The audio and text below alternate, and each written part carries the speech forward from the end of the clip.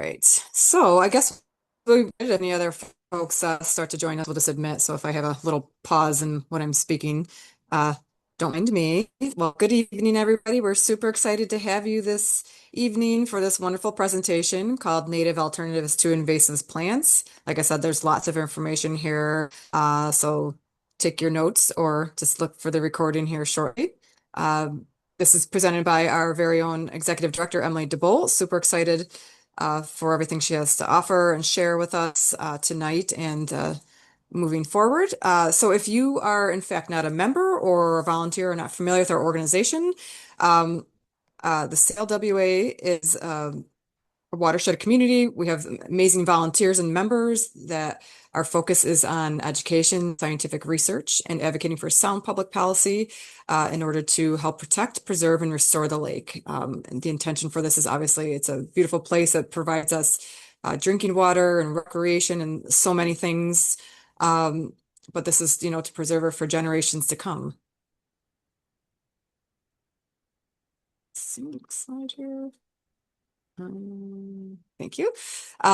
So lots of things on the horizon. Just a few things that we do have upcoming. Actually, next week we already have a presentation lined up at FLCC. So if you are in fact in the area, please come join us next Tuesday for Living Canandaigua Lake, How Wildlife Shape Watershed Health. It's going to be a very interactive, lots of cool pictures presentation by John Bateman, who is an FLCC professor. He's very knowledgeable, has so much information to share. So please join us next Tuesday at 6:30. That will be at stage 14.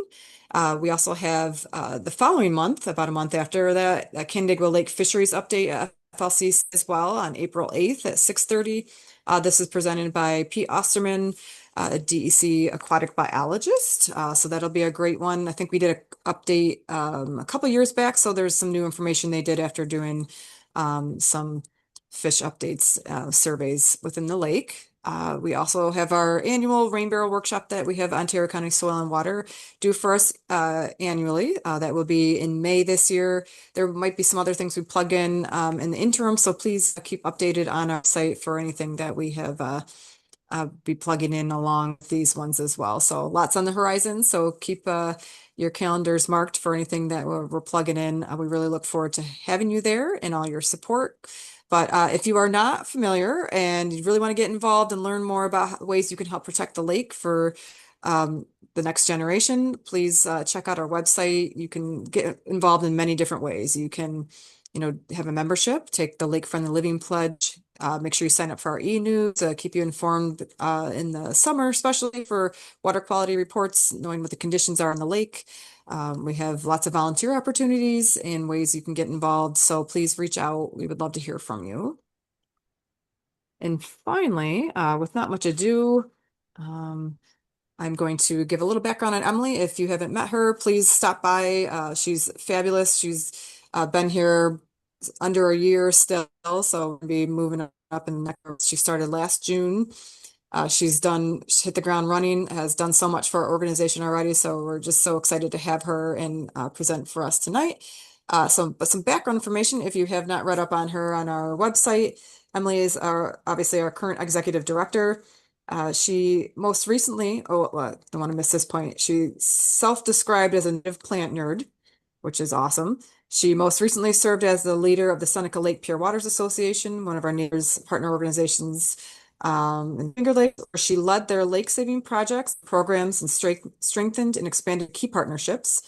Prior to moving to the Finger Lakes, she served as Director of Education at the Lake George Association, the nation's oldest lake conservation organization.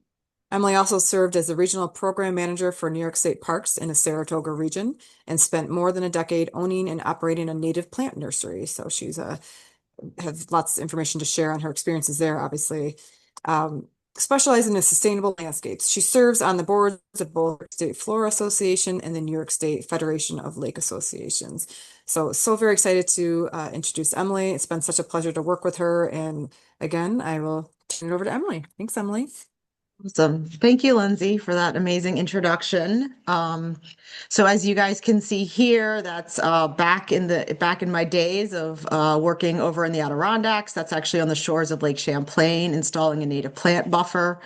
Um, so while I spend a lot of time thinking more about algae blooms and water quality and things, I also love plants. And so I am excited to get to talk about plants this evening.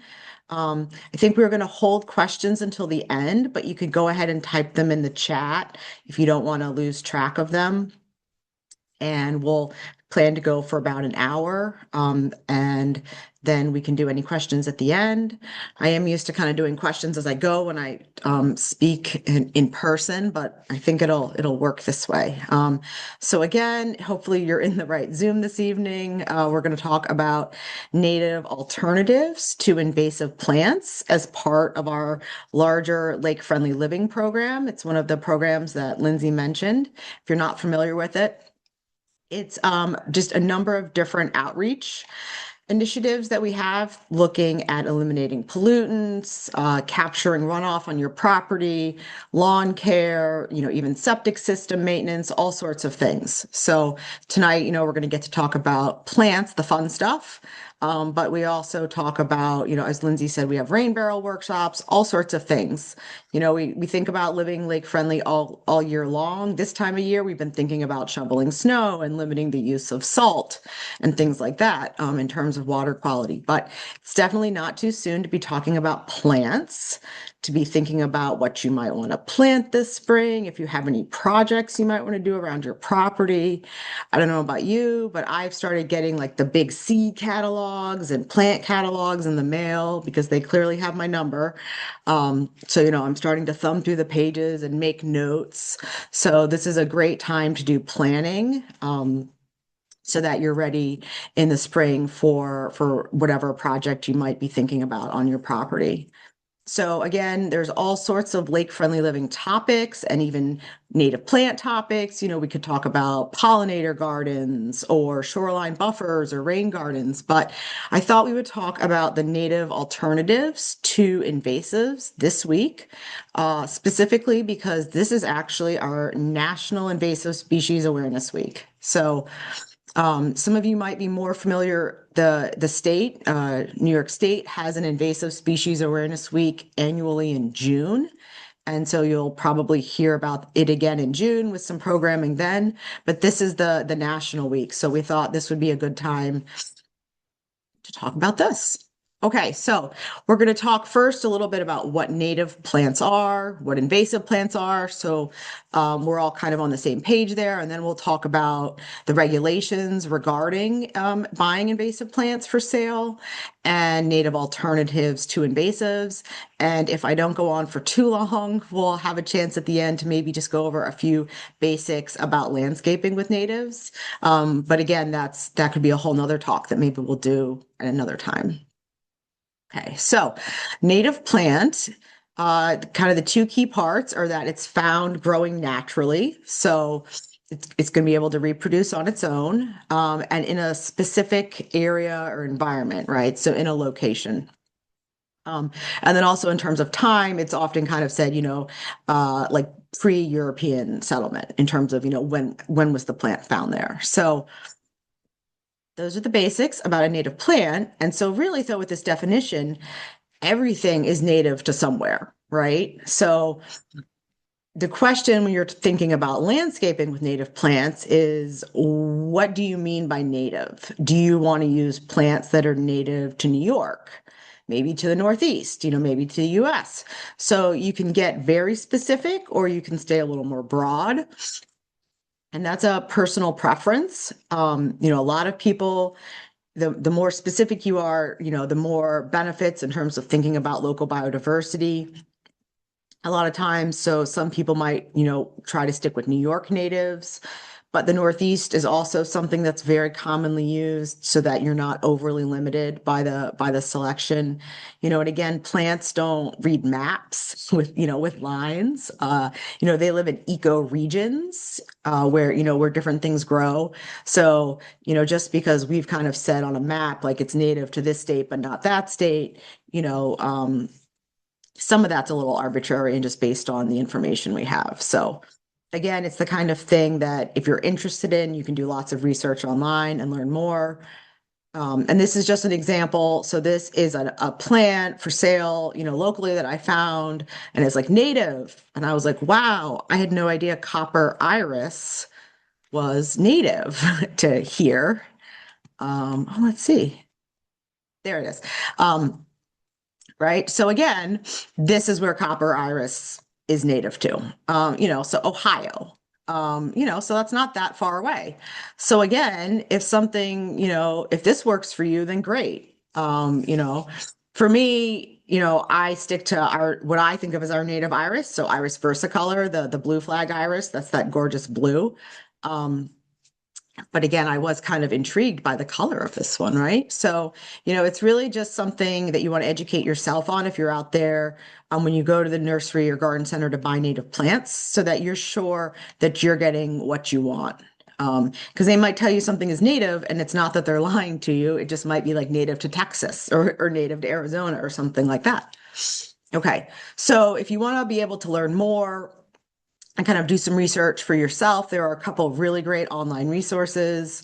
The USDA plants database is actually a little older and hasn't been kept up as much as some of these other ones. This one called BONAP, which is the Biota of North America program. This is a go-to one that a lot of people use. So I would highly recommend that one if you want to, look at different plants and where they're considered native in the United States. And then if you want to be even more specific and really hammer in about, if they're native to New York or not, the best reference for that is our New York Flora Atlas. And again, you could just Google New York Flora Atlas. And so this is the best reference for really determining if a plant is considered native to New York. So, and if that's your interest. So those are resources available. And I also just like to remind everyone that just because a plant is growing somewhere doesn't mean it's native. So, a lot of times I would hear like, oh, but I've seen it like growing on the side of the road. Lilacs is a big one, like there might be all these lilacs kind of growing. And it's like, well, okay, but that doesn't mean they're native. So it's just something to keep in mind. Just because something kind of like looks natural or naturalized in an area is a different thing than being a native.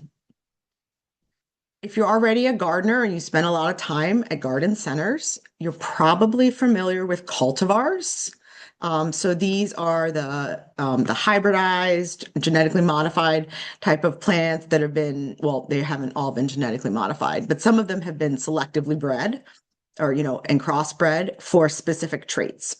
So this is an example here of winterberry, which is one of our nice native hollies with these beautiful red berries that are great for the birds.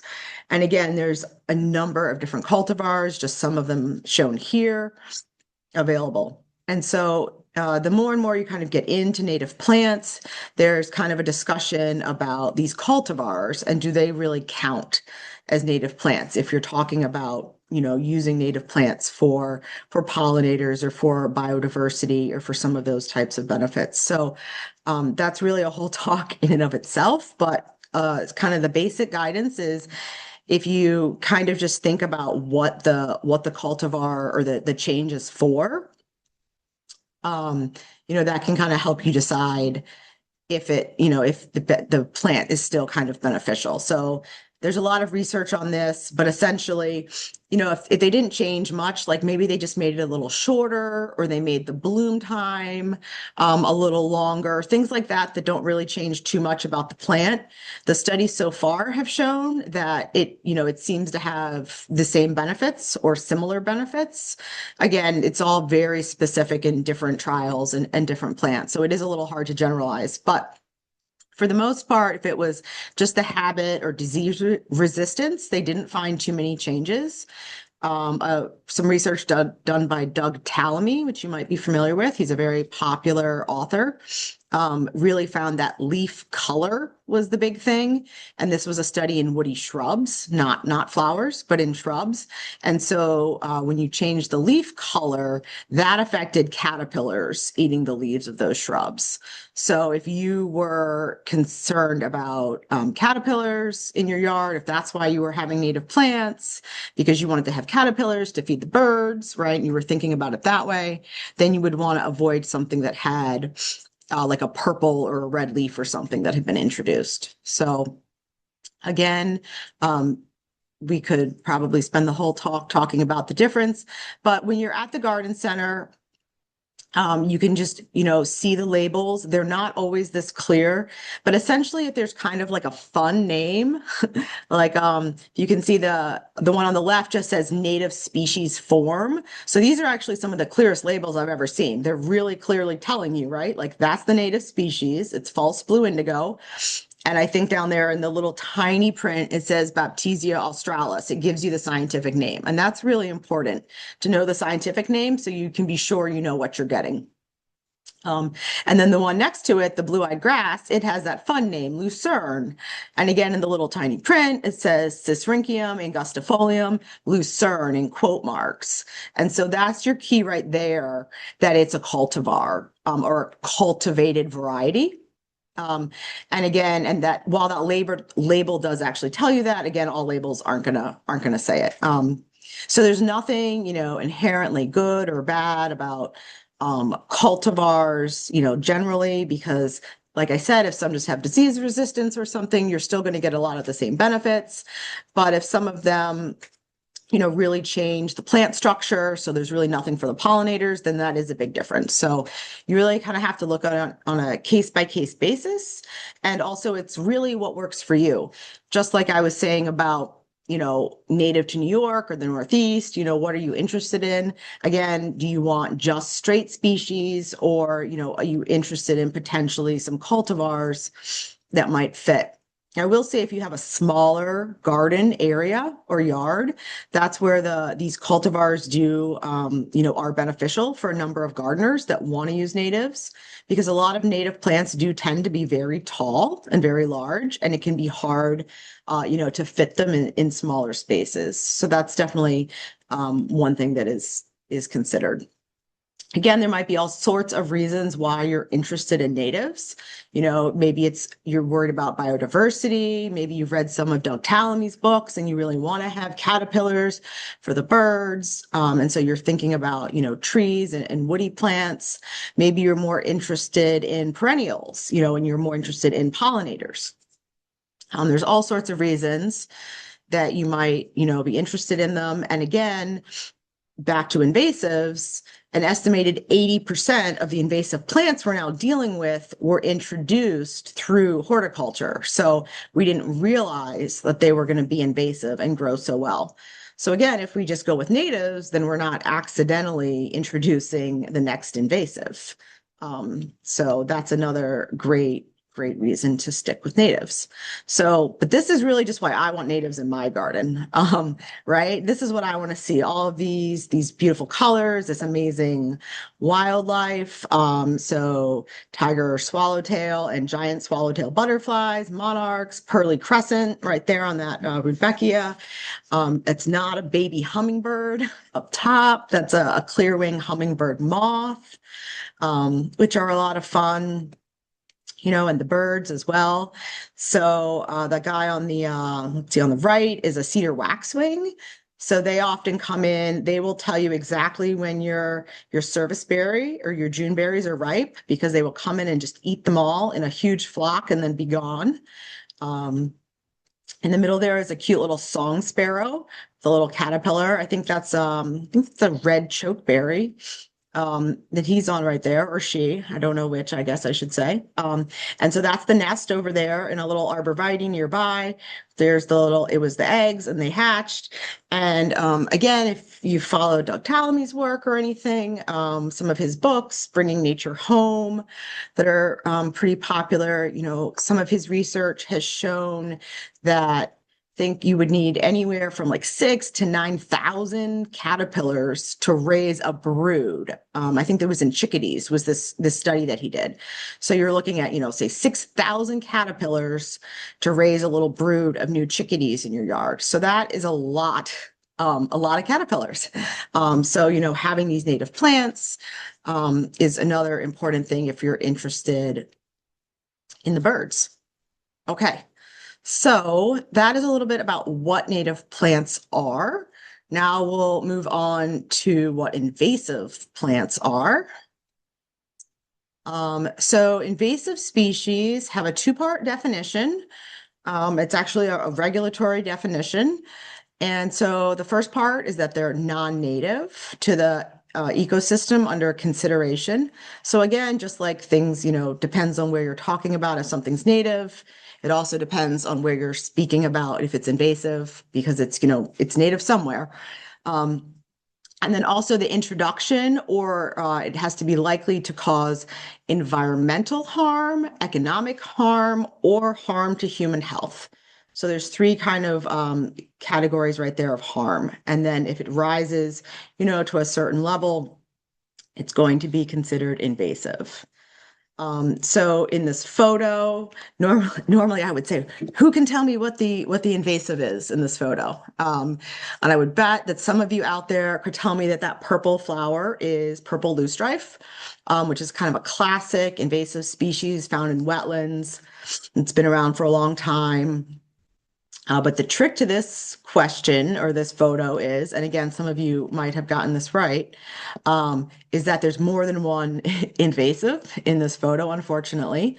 So that yellow flower, kind of in the foreground and the background, is actually something called wild parsnip, which is actually also an invasive, unfortunately. And this one is one that isn't as bad as another invasive called giant hogweed, which has a sap that can burn you very badly. The sap in wild parsnip can burn you though, so you could get a really nasty burn if you get the sap on you, and it's photosensitive. So essentially, it kind of comes out and the sun makes it worse, and it could go away, and then you could be out in the sun and it could come back out again, and it's very painful. And a lot of people get very confused. They get these rashes. They're like, I didn't see poison ivy anywhere. I don't know what was going on, but maybe they were weed whacking, out front or somewhere. And the wild parsnip was there and they didn't realize what it was and they got the sap on their skin. So that's another invasive that has been, just kind of spreading and we're seeing more and more of. Okay. So just to clarify, we've got native and invasive, but then there's also some other things out there. So native, right? They are naturally occurring here, whereas invasive is they're non-native and they're going to cause, either environmental, economic, or human health issues.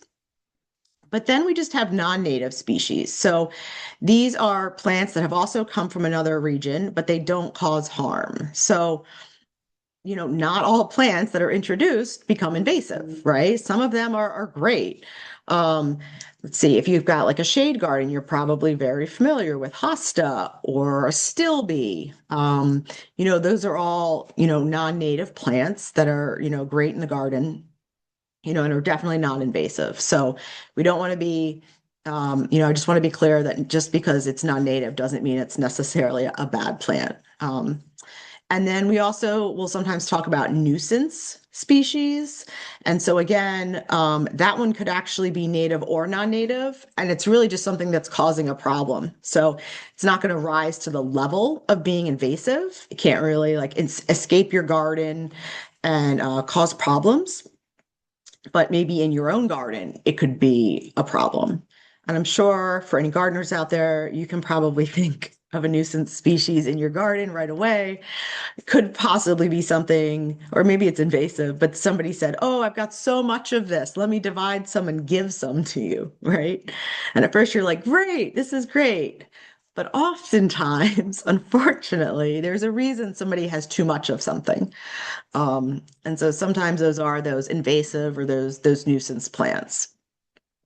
Okay, so again, all invasive species are non-native, but not all non-native species are invasive. Okay, awesome. So invasives, why are we so worried about them? Well, from the environmental standpoint, there are all sorts of ways that they disrupt ecosystem function. And forest productivity. So whether they're disrupting the food chain, causing increased erosion, soil chemistry, there's just all sorts of things depending on what the species is that it might be doing. So in that top photo, that's Oriental bittersweet. It really damages trees. It like smothers them. Not, not as bad as kudzu if you've seen kudzu, but it can be a real problem there. That bottom photo is Japanese knotweed. Again, often will travel down riparian corridors and really just kind of take over from the native plants that would be, stabilizing those areas, and it'll break off and move downstream. So there's just all sorts of different ways that these invaders are coming in and changing, what's growing there, our native species. And it's not just an environmental concern, it also costs a lot of money. So there have been a number of different studies about the cost of invasives.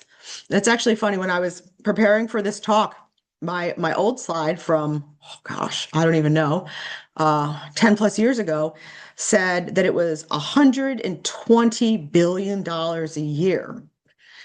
And I was like, that's a lot of money. And then I looked, and now we're down to conservatively 19, we'll round it to 20 billion a year. And I was like, wait a minute, they must be wrong. They don't, it costs more than that. But actually, they've gotten better at doing these studies. And so now they found ways to really document the costs, and they're not having to estimate them quite as much. So some of the newer research that's out there and available, these are the numbers being used. And so again, the total cost, since they've been documenting this for the last 80 years, is, $4.5 trillion. And then conservatively, they'll knock it down to 1.2 trillion in the research. And so that's just the very direct recorded costs that they use, versus kind of the more generalized costs. But just either way, right? It's a lot of money. So it's a lot of expenses in losses from, either crops and pastures and forests and things like that, livestock from different pests, infrastructure losses, public health costs, control costs, all sorts of different things. So there are many reasons why invasive species are a problem, and we want to, stop and slow their spread and do what we can. So, how do we kind of get there? I know a lot of times you might see this pretty row of burning bush and think, well, it looks so neat and tidy, right? I mean, I don't see it invading, like it's not taking over my lawn, it's not taking over my landscape, it's just staying exactly where I planted it. But what happens is the seeds from it are carried out into the forest and the woods by birds. And out there, you're not constantly, mowing around it or whatever and keeping it under control. And so there is where it starts to spread and invade these natural landscapes. So these are some photos just demonstrating what burning bush can start to look like as it's taking over the understory of a woodland. And again, why does this matter? Well, in this case, this isn't a maple lot, but what if this was a sugar bush? The maple trees aren't really going to be able, the new saplings, right, aren't going to be able to grow up through that. And that's going to be a really big problem for keeping that sugar bush operational. Just for a normal forest, just normal regeneration, right? This is going to be a problem for any tree saplings to really get up through this shrubby layer. And the same is true for a lot of the other shrubby invasives. So there's shrubby honeysuckle, barberry, common buckthorn. There's a lot of these that kind of have this kind of similar situation in terms of being these shrubs that are really taking over and changing, what a forest understory should be. So those characteristics that allow these invasives to do that, to take over, are, just kind of, there are these common characteristics that a lot of them share, things like effective seed dispersal, long-lived seed, really being able to adapt. A lot of our native plants might have evolved over time and have more specific relationships, and more specific habitats where they live. But so these invasives will get introduced, and they're generalists, so they can live in a wide variety of habitats. They can grow quickly, reproduce quickly, and that's how they're going to spread and take over. And sometimes we don't even see it happening. So the photo here, these are Crimson King Norway maples, a really popular landscape tree with this, very distinct purple foliage. And this is a great example. This is an invasive. This is a problem in forests. These trees leaf out much sooner than our native maples, and they create a much denser shade.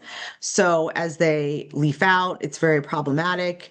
Our spring ephemerals and things like that. And if you're not familiar, spring ephemerals are those early spring wildflowers, things like white trillium, Dutchman's breeches, things like that, that come out early before the leaf canopy fills in, because then they can get that sunlight in that forest understory that they need, and then they don't live very long, they fade away, and the forest closes in for the summer. Sonora maple is going to leaf out sooner and have a much denser shade, and so it really impacts the ability of these native forest spring ephemerals to grow. And you oftentimes might not even realize it's happening, because when these reproduce, they come up green in the forest. So you're thinking, but I don't see any purple trees in the forest, Emily. What are you talking about? Well, when these were hybridized, they had this purple leaf, but when their little Sumera, is moved by the wind and goes into the forest and the new ones grow, they are going to come up green. So you're not really going to notice them. You might just think they're just normal maple seedlings over there in your woods. So that's, again, just one example of, how some of the problems with invasives, and also, sometimes how we don't even realize what's happening right away. And it's taken us a little while to learn. And so, now we can try to make some changes. Okay. These are just some of the other common invasives in the landscape. I don't want to go through them all, because I want to get to the good part about the good native alternatives. But you might be familiar with some of these things. Garlic mustard, I already mentioned purple loosestrife. Phragmites is that really, really tall reed grass that you'll often see like on the side of the interstate. It'll take over from cattails and wetlands. You'll just see huge stands of it. The different shrubs, shrubby honeysuckle, buckthorn, sorry, multiflora rose, autumn olive, bittersweet is the vine. So there's just the list goes on and on. But the idea is that we're not gonna, continue to let them spread around, hopefully. I mean, some of them are already out there. So a lot of those things, they're out there in the landscape. So a lot of the focus now is on things that aren't that established. So, early detection and rapid response. So, catching things before they kind of get to the point where there's just too much of it out there, and also not introducing new things. So again, if we focus on, using plants that are native, then we're not going to accidentally introduce the next invasive species. Okay. So a little bit about the regulations. I don't know how familiar people are. They've been around for a while now, but there are actually some regulations about invasive plants and animals. It's not just plants. I'm just going to speak about plants tonight, but there are regulations for both actually in the state. And so the legislation started back in 2012, and then the regulation was actually finalized in 2014 and went into effect in 2015. So it's a little over 10 years now that we have had this regulation in place, and it prohibits the sale of many of the invasive species, and it regulates the sale of some others. And this is just an example before the regulation went in place, of some shrubby honeysuckle, plants and birds for wildlife. And I don't know, it looks beautiful, but I don't know if anyone's ever battled shrubby honeysuckle. I mean, it completely takes over, and again, it'll leaf out before anything else. So if you look out into your woods in the spring and nothing has leaves yet, but like a few shrubs, those shrubs are probably all the same, and they're probably an invasive. So maybe it's honeysuckle, maybe it's something else, I don't know. But so again, those are those adaptations as to why they're invasive, right? They leaf out early, they get a jump start on our natives. And the same thing late in the fall, when the leaves are off most things, you might look out and notice some things that are still green. And again, those are very likely, potentially some invasive shrubs that you have out there in your woodlot. At least that's what I see in my backyard. Um, so again, they're advertised and they look great, but they're actually, very problematic. Okay. So there is this list of all of the plants, and there are photos, and it is available on the DEC website. And you can always reach out to me after if you have any questions, but we're not going to go through all of them because there's a lot. But essentially, there are prohibited and regulated species, and there are 69 prohibited species. So that means they are no longer sold in New York State. And then there are 6 regulated species. So that means they've been identified as invasive, but they are still sold, but they have to be labeled as such. So this is just an example of some of the prohibited ones. If you can see this, again, we won't go through them all. There's a couple of pages of this in the book. But a lot of these things aren't things that I think people were buying anyway. So it was pretty easy to prohibit the sale. Like I've never seen anyone buy garlic mustard.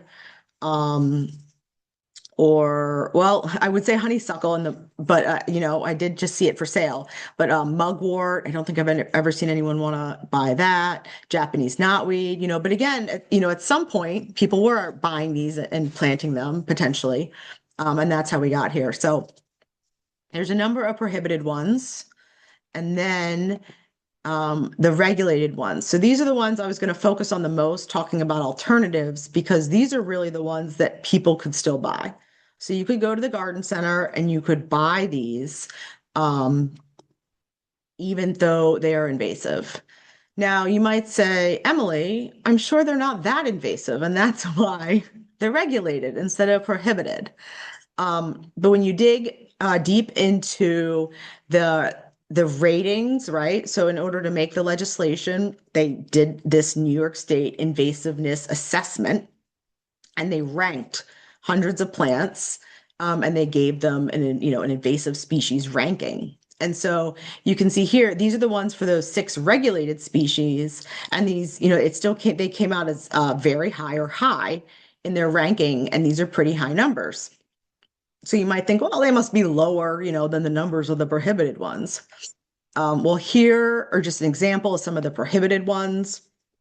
And again, yes, some of these numbers are definitely, a lot higher, like autumn olive is a 94, or barberry is a 91. But you will see that there are some 70s, and 80s in here in this prohibited list, just like in this regulated list. So the point is that it's not that they're not actually very invasive, right? It's that there's always compromise with anything. And so getting this legislation through for the state was a big deal. And a lot of the plants here that were very invasive but regulated were very popular, very important to the horticulture industry. And so this was, part of the compromise. And doing this allowed them to have time, to work on either developing sterile cultivars of some of these so that they wouldn't be invasive anymore. Or I like to think like focusing on growing natives, right? Increasing like the native plant supply, because that's been a problem, is having enough supply of native plants at a large enough scale. So the idea is you could be focusing on that as they're kind of hopefully like phasing out the sale of these types of things. I will say from what I know, it does seem like they put maybe more effort into coming up with sterile cultivars that they could then have exempt from the regulations, than necessarily like focusing on developing, getting more native plants like into production. But I don't really know that for sure. So that would be an interesting conversation to have with someone maybe more at the state level. I would be interested in hearing what they have to say. But so then to make it a little more confusing, now there are these exempt cultivars of prohibited species. So, I said that barberry was prohibited and you can't buy it. But you can, if it's one of these five cultivars that now they have come up with that they say are sterile and won't spread. So you don't have that invasive problem anymore, and you can still use them as a landscape plant. And with names like Crimson Cutie or Mr. Green Jeans, I mean, who doesn't, right? Who's not going to be tempted by that at the garden center? Um, so I mean, they are there, they are an option, but again, we're going to go over lots of native alternatives that we can suggest that you would use instead of barberry. I have moved a couple times and I've had some barberry and I rip them right out, right? They're thorny, they're awful. There have been studies linking them to increased like mice with ticks and Lyme's disease is the concern there, right? Because the mice like to hide under them because they're so thorny and dense. And mice are part of that life cycle for ticks between mice and deer. And we're all very concerned about Lyme's disease if we're spending any time outside. So there have been some studies, showing some relationships there. Um, but again, they're also very deer resistant. The deer don't eat them, and they're very hardy. So, a lot of people do like them in their landscape. So that's why they're doing this. And then again, also for the regulated species, there are some new cultivars they came out with. Again, Chinese silvergrass or miscanthus is a very popular ornamental, just large, tufty grass. And then winter creeper, which is like an evergreen ground cover. Um, there are some new ones there. So if you see these things you could see for sale still. But again, we're going to go over some native alternatives that you could just use instead. Okay. And I should mention, I thought it was in there, but I didn't see it. The ones that are regulated, they do have to have a label on them. So they do have to have a little like white tag on them that says this is an invasive species deemed harmful to the environment. So in addition to their kind of big pretty tag that says whatever, they part of that regulated part means that they have to be labeled as invasive so that people are aware. Um, so that's something that you would see if you saw some of those regulated species for sale that weren't in that exempt category. I know it's getting a little technical, but again, you just have to do your research before you go out to the garden center, which is a good thing because if you don't do your research and have a list, you're going to buy way too many plants. You're not going to know where they're going to go. You're going to get home, right? And then you're going to be like, huh, why did I buy these plants? I don't even have a spot for them right now. Well, at least if you're like me when I go to the garden center. So it is good to have a plan before you go anyway. Okay, let's see here. Okay, so alternatives, native alternatives. There's lots of great information out there online. This is a fun little brochure from New York State where they kind of have a don't plant and a do plant. So they're giving some alternatives right here, and again, there's lots of different like fact sheets and things that I've seen online. And so we're going to focus on these ones that are the regulated ones. So these are the plants you would see for sale, but with a tag that says highly invasive. Okay. So first up is Norway maple. This really popular Crimson King is often just a popular variety of it that has this purple leaf. And so here are some really great native alternatives that you could do instead. Our native maples and oak, all sorts of other things. One I will mention is the choke cherry, this Canada Red. So that's a selection that has those purple leaves, if that's what you were really looking for.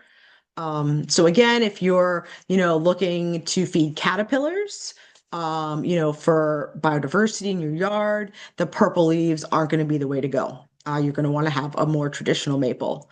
But if you really wanted that purple color, this could be a good option to get that, but then not be planting something that's invasive. So a lot of the times, it depends really on what it was in that plant that you liked or were looking for in terms of then figuring out what the good alternative is for you. Because there might be a couple of different alternatives mentioned, and it really, again, is just going to depend on what your interests were. So black locust is also on that list. Again, another tree. And these are just some other alternatives. Again, if it was the showy white flowers that you liked, maybe a catalpa or a serviceberry or something like that would be a great alternative. If you really wanted something that was hardy and fast growing, that's where the aspen or the Kentucky coffee tree might be an alternative. So again, thinking about what was the purpose of that plant in your landscape, and then that'll help you figure out what would be a good plant to replace it with. Um, so two more of these, the Japanese Virgin's Bower is an invasive vine. And then winter creeper is that kind of ground cover, like half vine, half woody shrub.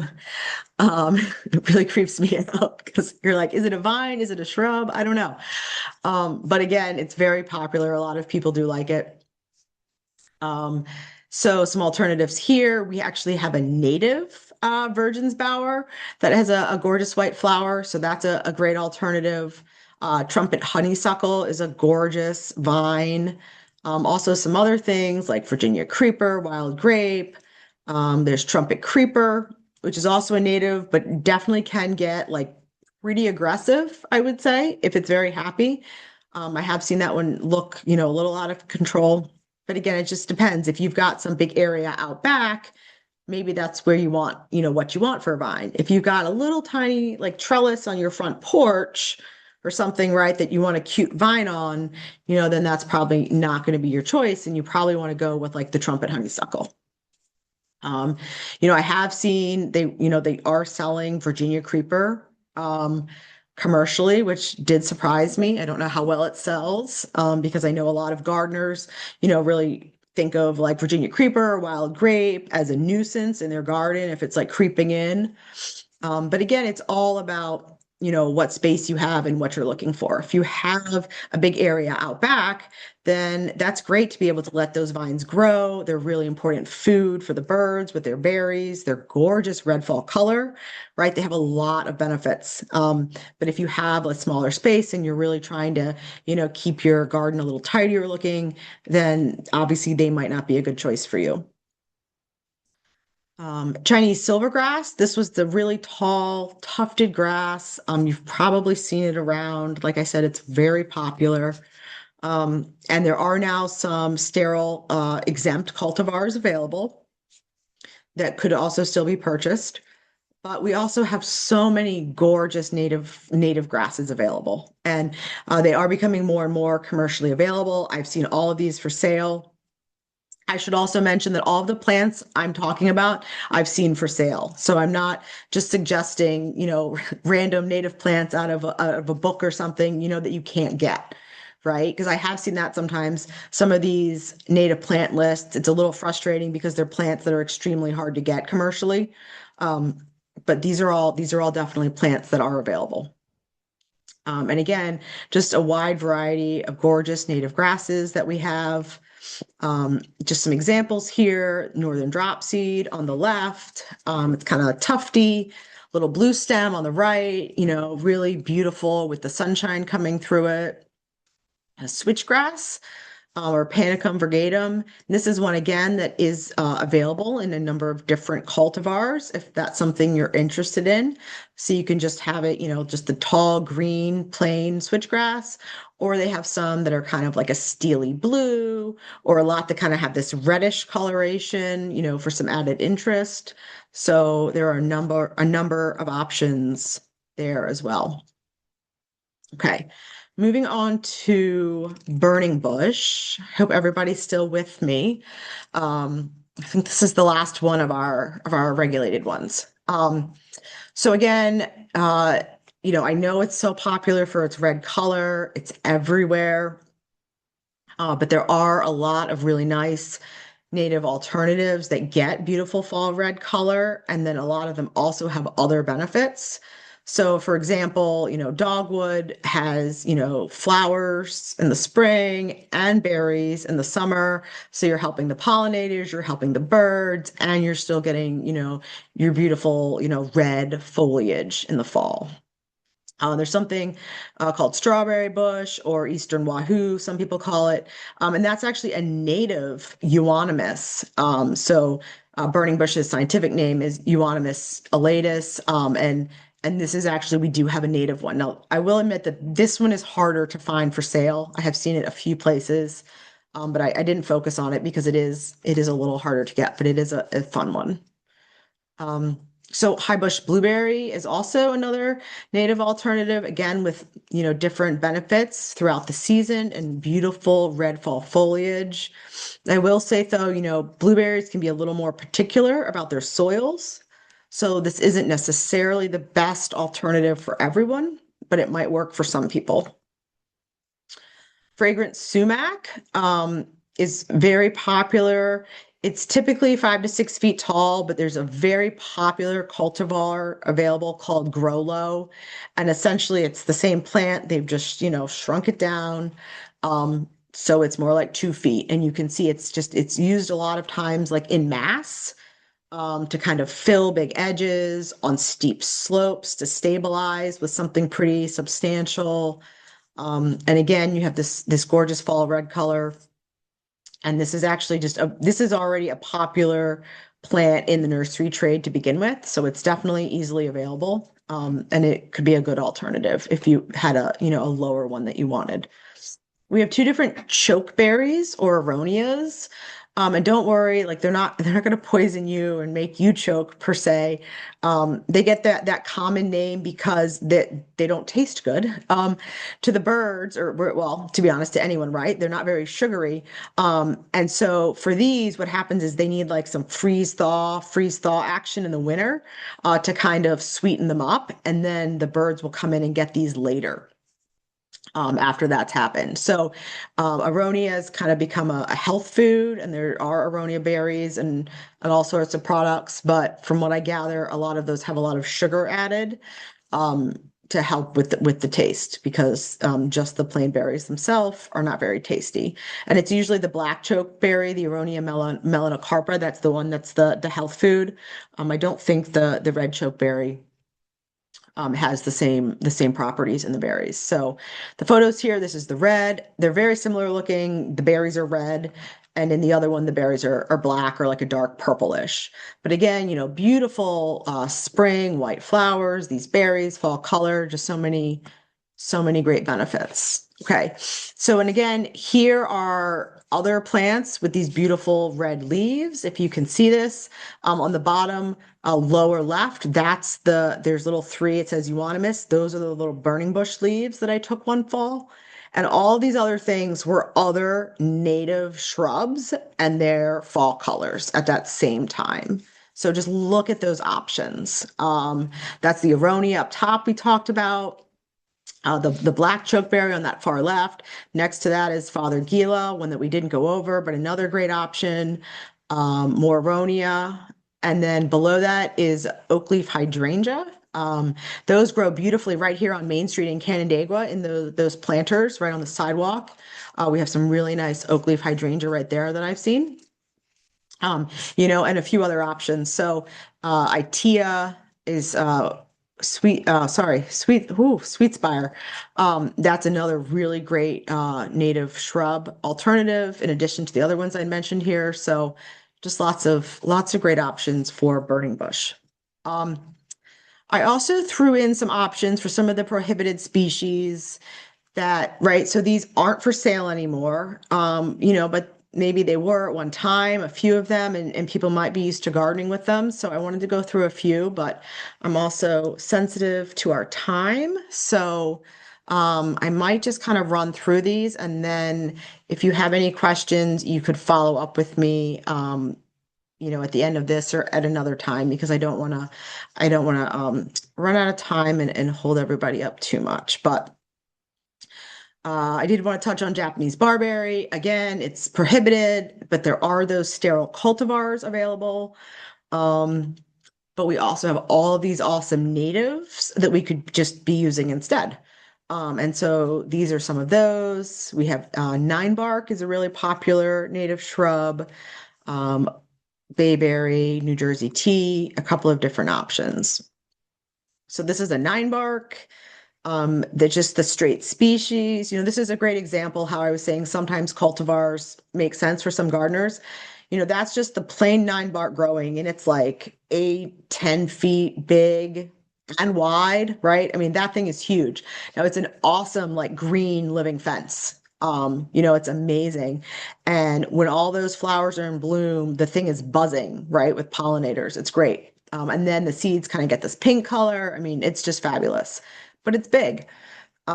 So 9 bark is one of these plants that has lots of cultivars available that are smaller and more manageable for smaller garden spaces. So depending on what kind of a space you have and what your interests are, there really are a lot of options.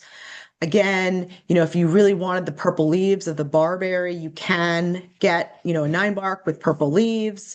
You're not going to be feeding the caterpillars most likely with those, right? But, you're also not going to have an invasive barberry. So, it's really up to you. None of this has to be like an all or nothing. Sometimes people are like, oh my gosh, Emily, like I can't afford to go home and rip out all of my barberry and burning bush, right? And like, what it would cost to replace them?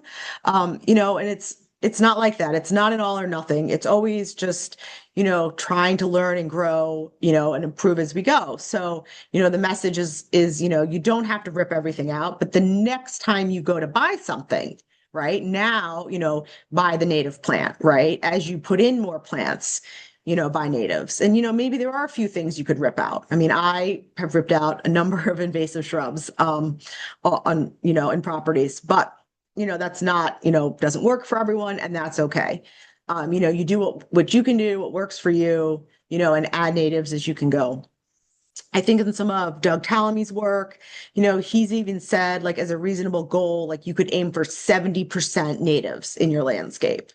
It doesn't have to be all or nothing 100%, because there are going to be maybe some of those non-natives that you're really interested in or like attached to. Maybe it was, your grandmother's favorite plant. Like, my grandmother grew these beautiful white dinner plate dahlias, so maybe I want to have some of those in my garden, even though I know they're not native. And that's fine because, gardens are important, more and more ecologically as we're, losing habitat. That these spaces are more important, but they are also, our yards and our properties as well. So, everything within reason. Okay, so another, alternative to barberry, kind of like a low, tough, hardy shrub that can take drier conditions is New Jersey tea. This is also a great one. These are some of the other plants that are prohibited. So yellow iris. I do still see this one in gardens occasionally. Spurge is something I see on the side of the road more so than intentionally implanted these days, but garden loosestrife is definitely something you might see as well. And again, we just have lots of beautiful natives that you could be using instead. Again, it depends on what you're going for. So, I say blue flag iris is our native iris instead of the invasive yellow iris. Well, if you wanted yellow, it doesn't work for you, does it? So if you wanted an iris, maybe it's a great alternative. But if you wanted something yellow, maybe one of these others like the Coreopsis or Black-eyed Susan is actually a better alternative for you because it's the right color. So again, it really just depends on what you're looking for. Cup plant is a very tall yellow plant. But again, it's invasive. Now it's prohibited, but there are lots of other native, tall yellow plants that you can choose from. And then we get into the plants that are kind of this like nuisance category that came out as medium in their rankings. So, they didn't rise to regulated or prohibited. These are the things that you might say, oh yeah, like that's a weed or a pain in my garden. Or that's the kind of thing like I see on the side of the road. So they're not really escaping into natural landscapes and causing harm there. If they're just kind of like a weed in your garden or the side of the road, they're not really rising to that level. But they can still be something that you might want to avoid gardening with. And for sure, goutweed, I feel like you might be familiar with this one as a gardener. This is one of these ones that if you get it in your garden, like you are done for. Trying to get rid of this thing. But again, we have lots of beautiful native alternatives that you can use as ground covers. Also periwinkle and ivy are non-native and nuisance, just like goutweed. So again, avoiding those and using some of our beautiful natives. Foxglove and Dame's Rocket, also some common ones that, aren't, I don't know if they're sold. They probably are sold. I don't know. But they're this medium kind of like ranking. So, they're good to avoid. Um, Dame's Rocket is the one that you see. It's multicolors. It's the photo in that top left there on the side of the road in the spring. And you might think it's a phlox. A lot of times I will be asked about like that spring tall phlox. Where can I get it? And so it's not a phlox, it's Dame's Rocket. Um, you could get a phlox instead, but phlox is going to bloom a lot later. So if you wanted something that bloomed early, phlox is not actually going to be, a good alternative for you. If, what you were really looking for in your garden was color that time of year. And again, these are just some of our beautiful native options, some of our liatris, which are great alternatives. That one on the left, the dense blazing star, I think is more common in garden centers, but I'm seeing the other one, the rough blazing star, a little more. And the timing of these things, the dense one blooms earlier. I'll see tiger swallowtails on it, but not monarchs.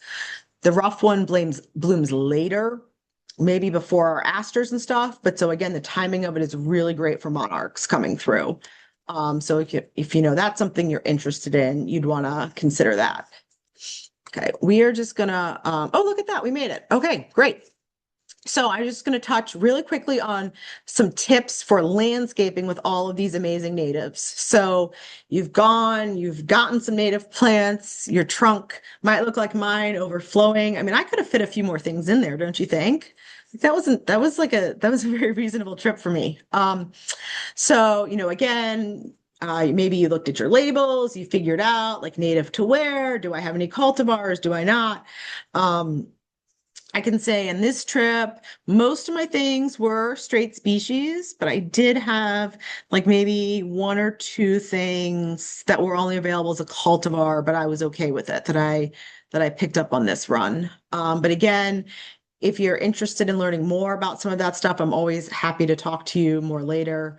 If you can't tell, I am a plant nerd, as I said, so I do enjoy talking about these things.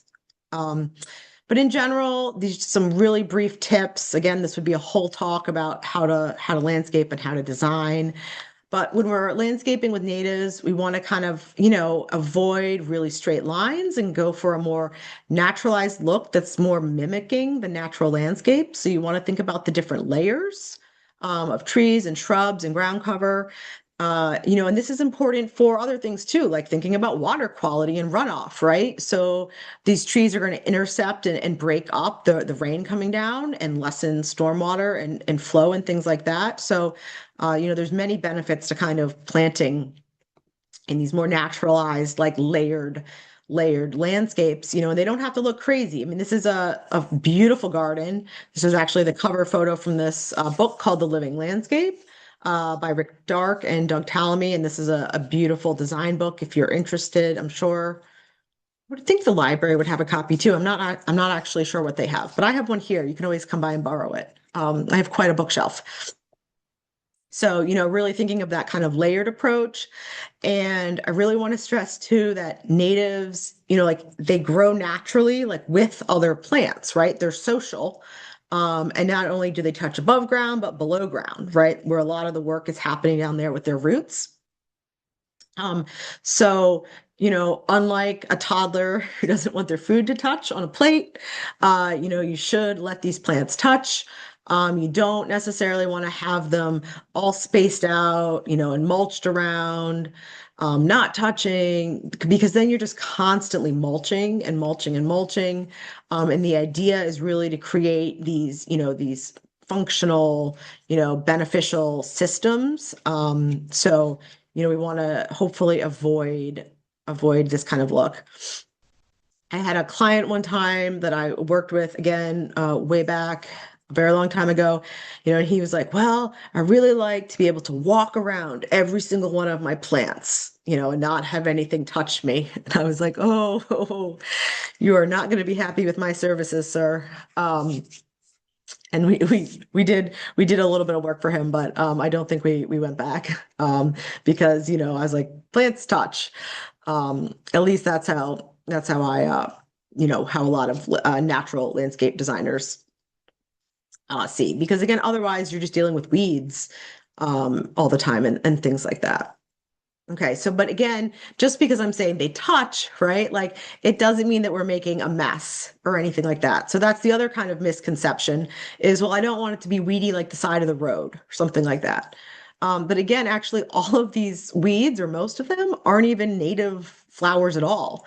A lot of these things are, introductions from Europe, like Queen Anne's lace, chicory, all of these things. So this is not what a native garden looks like because these aren't even natives. So that is a misconception. And there's been a lot of kind of cool research out there about landscaping with natives and understanding what they've kind of coined as neatniks and talking about cues for caring. And so essentially, this was a study where they asked people like how comfortable they were with that photo. Like if that was your neighbor, like how would you feel? And it was like, good with that top left photo. And then as you move over, there's like, that nice little grouping of clump birches there. It was like, yeah, everything's good. But then as they, added more and more plants, it was like, oh, I don't know, like I'm getting uncomfortable now. And so again, like it's that idea that you don't want it to look like you don't care, or you're not taking care of your landscape, right? So you can use these cues for caring to show people that, these plantings are purposeful. So things like keeping a mowed edge, so it is very clear, or a small fence or, other things. And so that makes it so, it's very clear that this still is a managed, purposeful landscape, and not something that's just overrun. This is just an example of a house. This is 9 bark, that purple-leaved one. But this front bed, these are all native plants. Those are native inkberry holly for the evergreen foundation planting. So you can do like this more kind of formal looking planting, but with natives. This is just an example of a house. Again, this is where I could see, like some of the neighbors might be thinking like, I don't know. But again, it's just some of the basics like the height of the plants, right? So if you keep the plants out there by the road and the sidewalk, if you get lower ones, right, then that really helps, right? And then you can have the taller plants like in the back closer to the house or in the backyard. So there's just some design things like that can just really make a really big difference. Um, and just like any gardening with native plants is not different. You still have to have the right plant in the right place. You have to think about the sun and the water and the hardiness and things like that. And just a few final things to keep in mind is that plants don't read the lists. So this really comes up with deer. We have all these deer resistant lists, and I struggle with deer at my property. And I can tell you that they munch on a lot of things that are on the deer resistant lists. Again, this photo is from a very long time ago, but here's some wild ginger, which is, listed everywhere as like a very deer resistant ground cover. And the deer came in and ate them all overnight before I'd even planted them the next morning. Um, so, again, trial and error. I always recommend like trying a few plants at a time and seeing how things go instead of like a lot, in case it doesn't work. And then this is one of my favorite ones too. That's actually, if you can see that, that's a hummingbird, a ruby-throated hummingbird. It's Solomon seal. And if you're familiar with Solomon seal, that's a shade plant, right? Clearly like a white flower and a shade plant. And every hummingbird plant list I've ever seen, has red, like sun plants, cardinal flower, bee balm, things like that. But so again, they don't read. They're gonna use the plants they want. And you also just need to keep maintenance in mind. A lot of this talk about natives is that they're low maintenance, but that by no means no maintenance. Because again, you're still putting brand new plants into a landscape and they have to be given time to get established.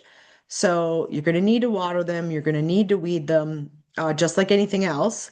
But the idea is that, right, they're going to fill in, especially if you planted them, right, as we suggested in the layers and touching, right? They're going to fill in, and then they are going to be lower maintenance down the line.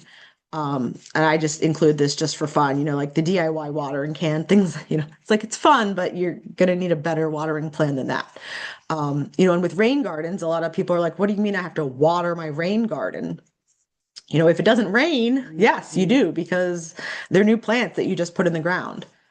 Um, these are just some weeds. It's shrubby honeysuckle, common buckthorn, wild grape, and oriental bittersweet.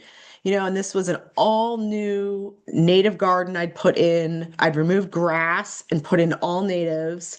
And then I'm, weeding all these invasives out of my new, native plant garden. And well, the birds are bringing in, these are all things that are coming in from the birds, from the seeds, and the bird droppings, because the birds are hanging out in my beautiful native garden, right?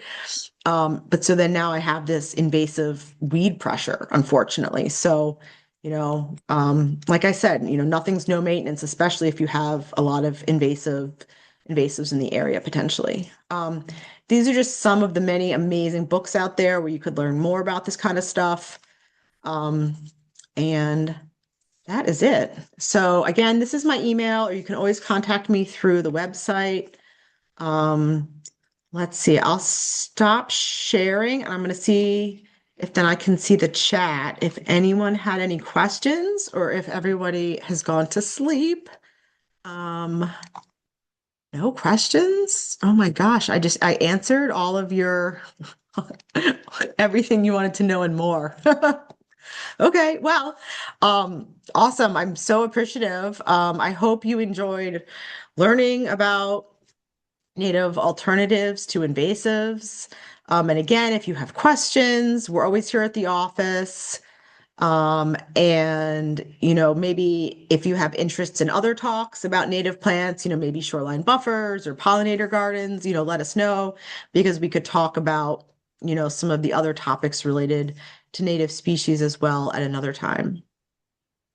Emily, one Okay. question did come in on what do you think of clover lawns? Mm. Well, it depends on for what exactly. I mean, I do, think that they're, maybe lower maintenance than a lot of turf grass lawns, right? And putting nitrogen back in. So, they have a place there. There are some low mow, actually like native grass alternatives for lawns, and there are also some native sedge alternatives that can be used as lawns as well. So, um, again, David, you could reach out. We could talk like specifically about the location because I do think everything just kind of always depends on what your needs are and what the location is. Like I kind of said, it's never like an all or nothing, like all native, no native. There's just always lots of things that you want to consider. Okay. Well, thank you guys for sticking with us. Awesome. Thanks, Emily. It was amazing.